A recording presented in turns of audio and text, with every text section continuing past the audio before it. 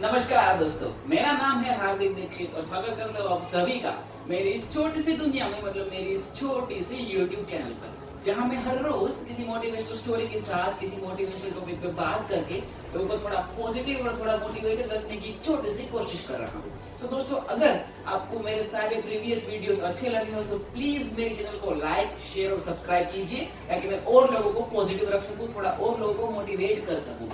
तो दोस्तों, आज का जो मेरा टॉपिक है वो है लिमिटेशन के बारे में। मैंने कहीं पे पढ़ा है आज कि व्हाट इज लिमिटेशन, मतलब लिमिटेशन की डेफिनेशन क्या है। तो वहां पे ऐसा लिखा हुआ था कि limitation is only your imagination, मतलब आपकी जो लिमिटेशन है वो आप ही का इमेजिनेशन है। अब इसका मतलब क्या हुआ ये मैं आपको डिटेल में समझाता हूँ। मतलब कभी क्या होता है कि हम खुद को एक लिमिट में रख देते हैं, राइट। कुछ ऐसे काम होते हैं जिसके बारे में हम ऐसा सोचते हैं कि ये हमसे नहीं होगा, ये हमारे बस की बात नहीं है, राइट। तो उसको हम क्या बोलते हैं कि ये मेरी लिमिट के बस की बात है, ये मेरी लिमिट में नहीं है, ये मेरी लिमिट से बाहर है। फिर कुछ सी प्रॉब्लम्स होती है कि जिसको देख के हमें इसको ऐसा लगता है कि मैं इसको सोल्व नहीं कर पाऊंगा, ये मेरी लिमिट से बाहर है, मेरी ये लिमिट नहीं है। या कुछ ऐसे काम होते हैं जिसको देख के हमको ऐसा लगता है कि नहीं ये मेरी लिमिट नहीं है, मैं नहीं कर पाऊंगा, राइट। तो ये जो लिमिट है, जो आप ये समझते हैं कि मेरी ये लिमिट है, वो क्या है? वो आप ही का तो इमेजिनेशन है। क्यों? क्योंकि वो लिमिट आप ही ने डिसाइड की है। कोई और तो आपको बता के नहीं गया कि भाई तेरी लिमिट इतनी है, और कोई वो कर भी नहीं सकता, क्योंकि किसी और को आपकी कैपेबिलिटी के बारे में कैसे पता? जब तक मैं ये जानता ही नहीं कि आप कितने स्ट्रॉन्ग हो, मैं आपको आपकी लिमिटेशन बता ही नहीं सकता।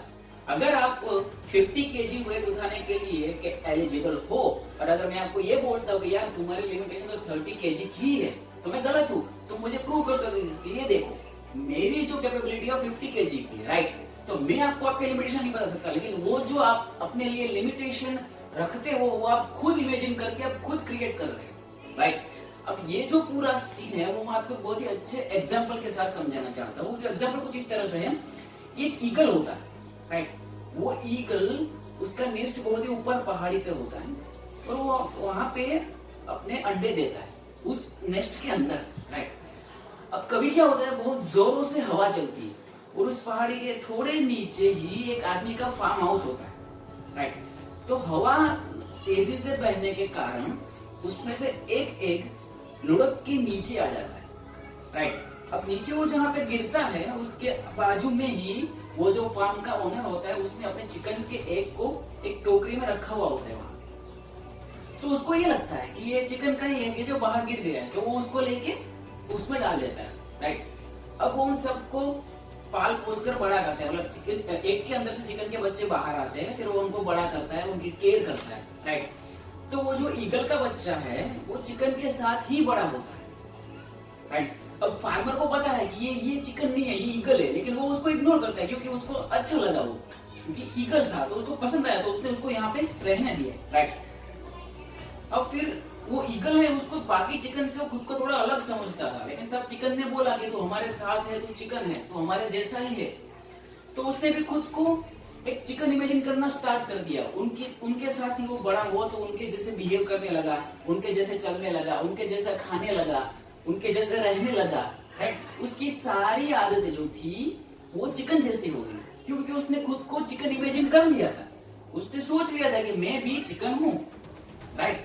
अब एक बार क्या हुआ कि वो सारे चिकन बाहर मैदान में खेल रहे थे, मस्ती कूद कर रहे थे। उसी मीनवाइल पीरियड में ऊपर से वो जो ईगल था उसका पूरा झुंड निकला, क्योंकि बहुत ही ऊंचाई पे एकदम अच्छे से उड़ रहे थे, कलाबाजियां कर रहे थे, एकदम बहुत ही ऊंचाई पे बहुत ही तेजी से उड़ रहे थे।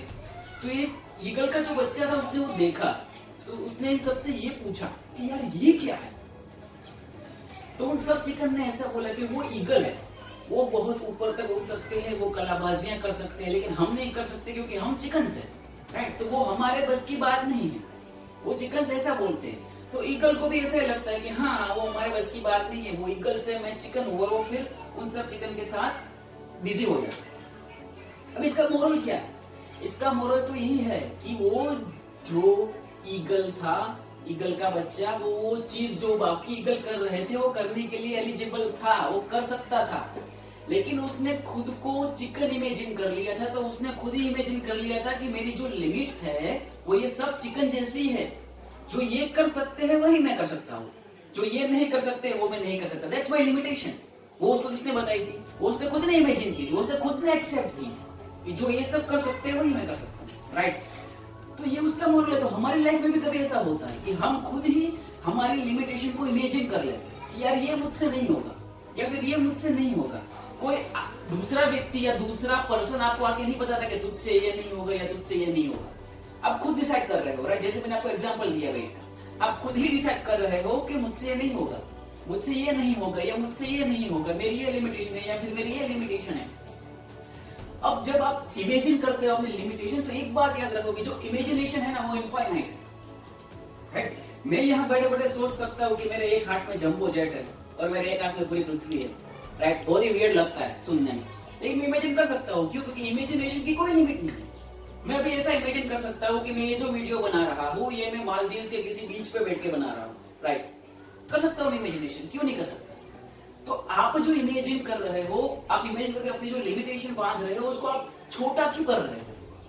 आप इमेजिन कर सकते हो तो ऐसा करो ना कि मैं ये सब कर सकता हूँ, मैं ये भी कर सकता हूँ, मैं ये भी कर सकता हूँ, मेरे लिए कुछ इम्पॉसिबल या कुछ लिमिटेड नहीं है, मैं सब करने के लिए कैपेबल हूँ और आप कर भी सकते हो, राइट। तो आप खुद ही अपनी लिमिट डिसाइड कभी मत करो, अपनी इमेजिनेशन को थोड़ा बड़ा करो, थोड़ा विजनरी रखो, ठीक है। तो बस यही मेरा आज का टॉपिक था। आई होप आप सभी को ये पसंद आया होगा। सो प्लीज अगर आपको ये पसंद आए तो इसको लाइक शेयर और सब्सक्राइब कीजिएगा, ठीक है। मेरी चैनल को ज्यादा से ज्यादा शेयर कीजिएगा। कल मैं आपको फिर मिलता हूँ किसी नए टॉपिक के साथ, किसी नई मोटिवेशनल स्टोरी के साथ। तब तक stay home, stay safe, bye bye. जय हिंद, भारत माता की जय।